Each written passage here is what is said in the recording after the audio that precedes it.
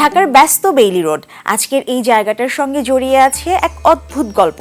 একজন নারী যার জন্ম ইউরোপে কিন্তু যার উত্তরাধিকার গড়ে উঠেছে এই ঢাকায়। তার নাম ভিকারুননিসা নুন, কিন্তু এই নামটা তার জন্মের সময়কার নয়। তিনি জন্মেছিলেন অস্ট্রিয়ায় ভিক্টোরিয়া নামে।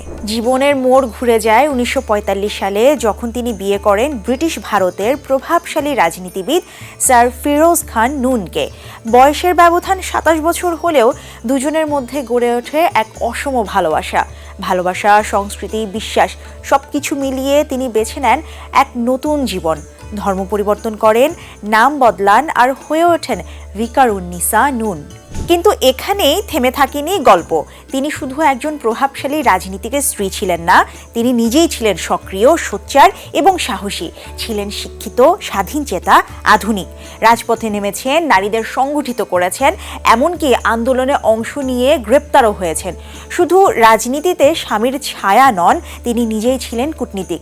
1956 সালে গোয়াদর বন্দরকে পাকিস্তানের অন্তর্ভুক্ত করার পেছনে তার অবদান অবিস্মরণীয়।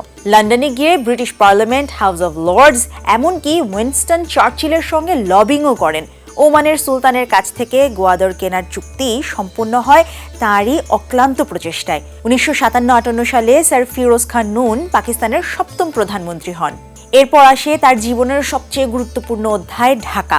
1952 সাল, একটি শহর যেখানে মেয়েদের জন্য মানসম্মত শিক্ষা ছিল সীমিত। সেই শূন্যতায় দাঁড়িয়ে তিনি গড়ে তোলেন একটি প্রতিষ্ঠান, নাম ভিকারুননিসা নুন স্কুল অ্যান্ড কলেজ। ছোট্ট একটি উদ্যোগ, কিন্তু বড় একটি স্বপ্ন নিয়ে। সময় বদলেছে, ঢাকা বদলেছে, কিন্তু সেই স্কুল আজও দাঁড়িয়ে আছে হাজারো নারীর স্বপ্নের ঠিকানা হয়ে।